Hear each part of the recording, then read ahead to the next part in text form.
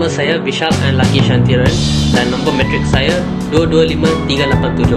Hello, nama saya Ahmad Huzaifah bin Muhammad Hatta dengan nombor matrik 222408. Hai, nama saya Ahmad Yusri dan nombor matrik saya adalah 222393.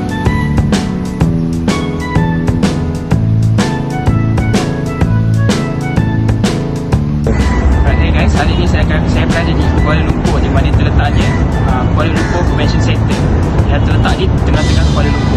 Jadi pada hari ini saya akan menerangkan tentang sejarah dan juga mengapa KLCC ini merupakan tempat pelancongan. Antara salah satu sebabnya, KLCC ini merupakan pernah jadi bangunan yang tertinggi di dunia pada suatu ketika dahulu sebelum naiknya bangunan Burj Khalifa.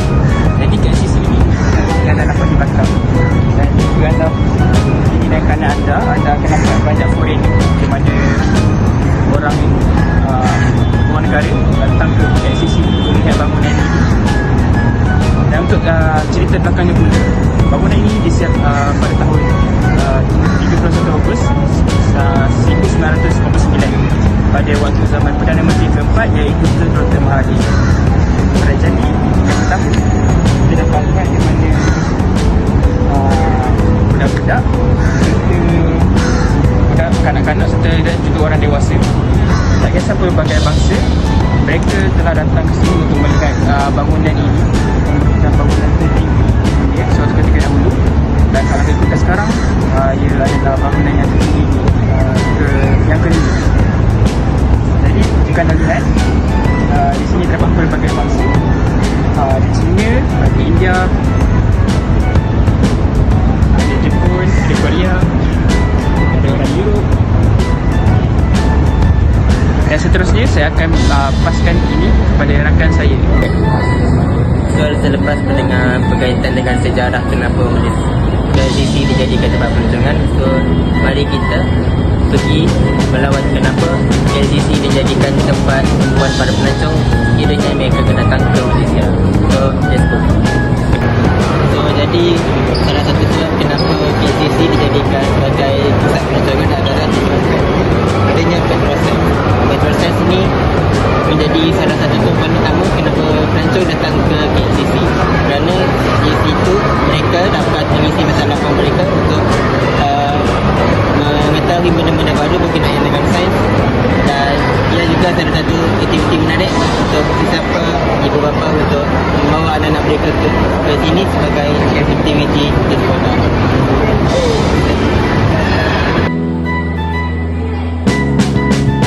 Di dalam KLCC juga terdapat banyak tempat-tempat menarik yang menarik minat pelancong untuk membeli belah.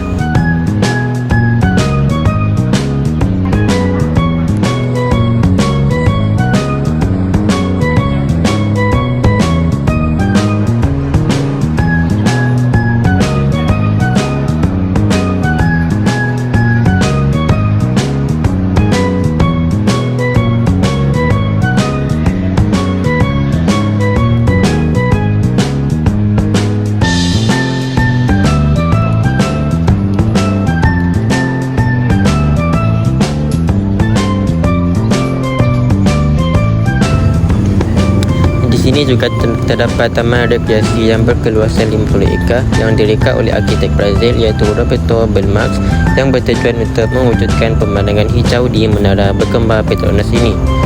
Ia mempunyai taman permainan kanak-kanak seluas 2 ekar, trek jogging sepanjang 1.3 km, kolam mandi kanak-kanak serta pelbagai kemudahan asas yang lain. Taman ini dipenuhi dengan 2,000 pokok yang turut mempunyai jambatan sepanjang 43 meter yang melintasi kawasan tasik dan menjadi spot untuk bergambar berlatar belakangkan menara berkembar Petronas.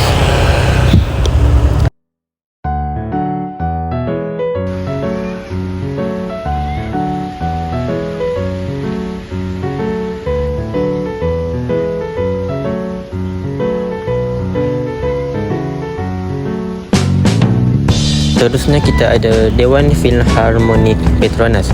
Di sini kita boleh menyaksikan persembahan klasik atau jazz di dalam ruang dan bertaraf di dunia yang memiliki 865 tempat duduk.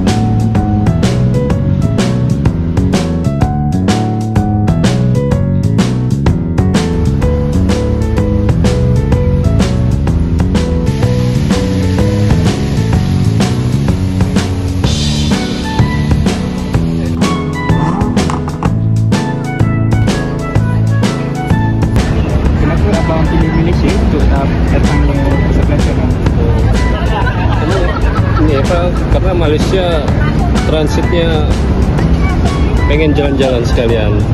Saya rencananya ke Medan. Saya dari Surabaya ke Medan, ke Kuala Lumpur langsung ke Medan. Jadi sekalian lewat jalan-jalan. Ya. Apa tempat yang menarik abang dah pergi setakat ini? Saya rasa Twin Tower ini landmarknya Malaysia ya. Ya, lambangnya. Terus ya rencananya Batu Cape tapi nggak sempat langsung nanti berangkat ke bandara ke Kuala Namu ke Medan. Ini pasti. Kalau Malaysia saya rasa bagus, traffic nggak terlalu macet. Kalau Jakarta Indonesia macet ya. Ya. Ini kotanya bagus, bersih, saya suka. Oke, terima kasih bang. Ya. So, pada pendapat saya, cara-cara mempamerkan semangat cinta ke negara adalah dengan melawat tempat-tempat bersejarah yang ada di Malaysia. Sebagai contoh, kita boleh melawat ke Bandar Raya Melaka, di mana di situ terletak banyak sejarah-sejarah Malaysia.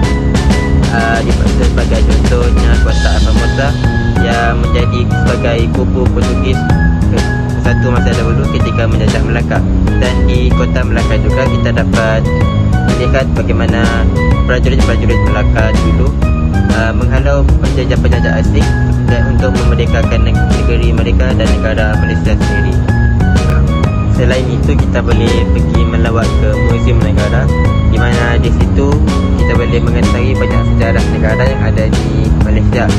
Dan dengan melawat tempat-tempat bersejarah ini, kita dapat memupuk semangat cinta akan negara, kerana kita telah melihat bagaimana pengorbanan pahlawan-pahlawan negara yang terdahulu dalam usaha mereka untuk membangunkan negara kita dan membebaskan negara kita daripada penjajah asing, sekaligus memerdekakan negara kita. Jadi itulah pentingnya jika kita melawat ke bandar-bandar bersejarah di Malaysia. Sekian, terima kasih. Seterusnya, kita balik kepada apa yang menjadi tunjang utama negara pada masa ini, iaitu media massa. Hampir semua orang awam di Malaysia menghabiskan masa mereka dengan melayari media sosial ataupun menonton televisyen. Pemimpin negara seharusnya menggunakan kesempatan ini untuk menjadikan media arus perdana sebagai medan perkongsian utama terhadap rasa cinta akan negara. Media seharusnya mengawal kandungan mereka dengan mengurangkan kandungan dari luar negara dan mempromosikan kandungan hasil kerja tempatan. Filem dan drama tempatan juga harus ditayangkan secara berkala dan bukan saja semasa musim kemerdekaan. Dengan ini, masyarakat terutamanya golongan emas dapat mengenali negara yang mereka diami. Tak kata pepatah, tak kenal maka tak cinta. Dan bagi rakyat Malaysia yang berada di luar negara, mereka juga boleh mempamerkan semangat cinta akan negara dengan cara menunjukkan kebudayaan yang ada di Malaysia. Antara contohnya adalah dengan memakai pakaian baju tradisional seperti baju Melayu dan juga baju kebaya untuk perempuan. Jadi dengan menunjukkan baju tradisional ini, mereka dapat menunjukkan keunikan yang terdapat di Malaysia yang tidak ada di negara lain seperti di barat. Jadi dengan keunikan ini, mereka dapat menunjukkan bahawa betapa uniknya tanah Melayu ataupun Malaysia ini